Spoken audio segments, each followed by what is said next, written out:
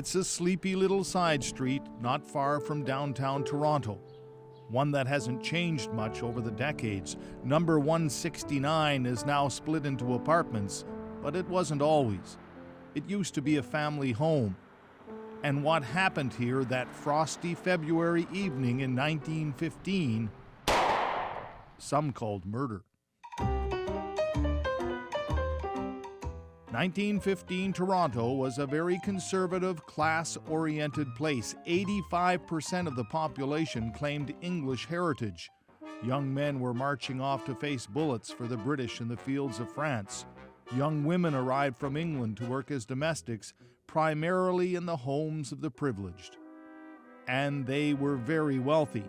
Powerful men like Massey, who had amassed his fortune making farm equipment. His family was at the top of the social heap, firm Methodists, well-connected. It was snobbish, it was dull. Author Charlotte Gray says that was the backdrop as Torontonians awoke one morning to see the war knocked off the front of the headlines, to read instead that one of the Massey family had been shot dead at the hands of his own maid. I was fascinated by this murder because it was an 18-year-old immigrant British girl taking on her employer, and it was just a classic class situation. I mean, it was, she had nothing. She had very little family here. She was very vulnerable, and you know, he had one of the biggest names in Canada. It was a sensation. 32-year-old Charles Bert Massey was Massey's grandson and a bit of a cad with wandering hands. His wife was away, and the maid, young Carrie Davies, had attracted his attention. The previous evening he had made a pass at the young woman, and she had successfully resisted. But now he was on his way home again, and she was mortified. She was in an impossible situation, really. Totally impossible situation. She was powerless, and in that period, if you were a young woman who was flung out of a house where you'd been a domestic servant and you didn't get a reference from your employer, nobody else would employ you because there was quite a good supply of domestic servants, and you were very vulnerable, and many of those young women would end up on the street. As he approached the front step, Bert Massey couldn't possibly imagine what would happen next. Carrie had taken possession of the gun Bert himself bought in the Eaton's catalog and loaded it. She stepped out of the shadows and fired at point-blank range. Within seconds, Bert Massey lay on the ground, dead. The police found Carrie Davies in her room in the attic. She did not resist or deny what she had done. Carrie was really scared because she thought, as she said to the policeman, she said to the policeman after she'd shot him, he tried to ruin me. And that was what she was scared of. He was going to ruin her. The newspapers had a field day. The story traveled around the world. In interviews, the Masseys tried to suggest the maid was possibly mad, and any suggestions of impropriety by Bert should not be believed. Incredibly, within days of the shooting, the trial began, and as luck would have it, Herbert Duart would be Carrie Davies' lawyer. She had the smartest lawyer.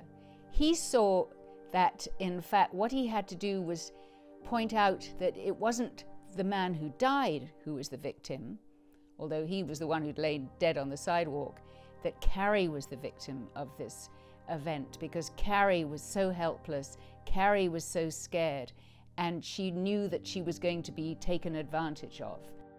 In court, Duart produced evidence proving Davies' virginity.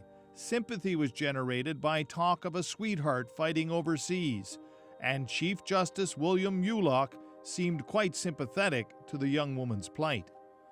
The defense lawyer ended by proclaiming if she did not defend herself against this man, she would have been a fallen woman, an outcast, one more sacrifice. Let that sink into your mind. It was not manslaughter, it was brute slaughter.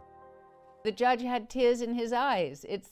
hard to imagine when we think of the sort of absolutely impassive people you see on the bench today. As the jury pronounced her not guilty.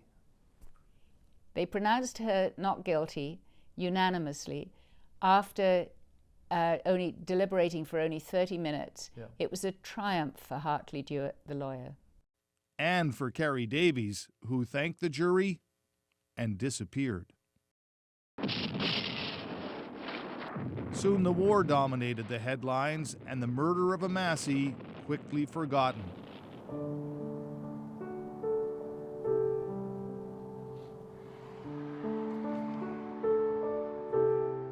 Bert was buried in an unmarked grave, away from the massive Massey Mausoleum in Toronto's Mount Pleasant Cemetery.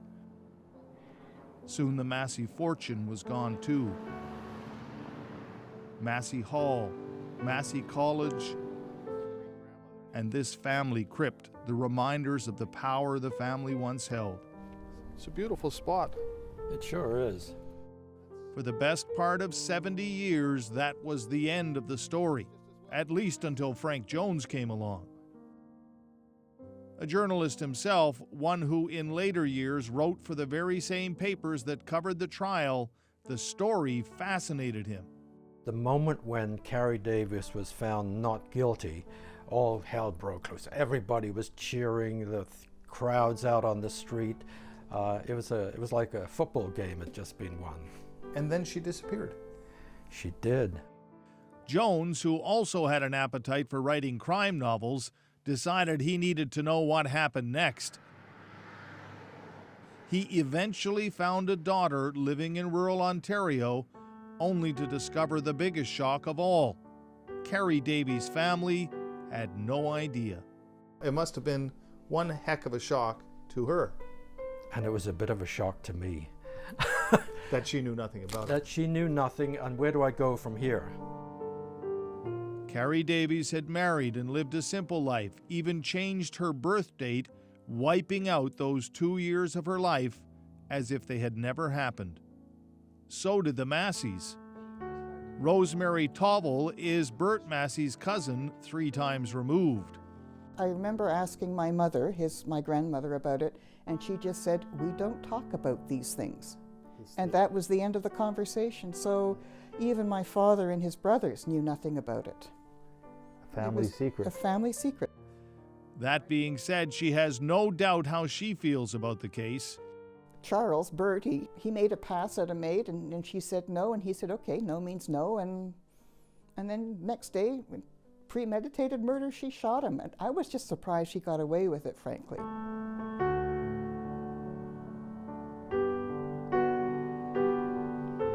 She had a lovely smile. Oh, yeah. It is not a sentiment shared by Carrie Davies' granddaughters. Reluctantly, both agreed to speak with me. Mary Lou. She was kind, sympathetic. She really cared about people and kids. I think she was a really brave woman to carry out what she did. At that time, anyone else would have probably been hung. And Margaret. You kind of put yourself into her position. That's what I did. I thought, you know, you're working for this family, and if this is going on, what would I have done? Well, yeah. By all means, Grandma, do that. You know, I'm right behind you. How did Carrie Davies in later years really feel about killing another person? Frank Jones distinctly remembers what happened after telling her daughter what her mother had done. I told her the story, which I felt reflected well on her mother. And at the end, it was quiet. And then she cried.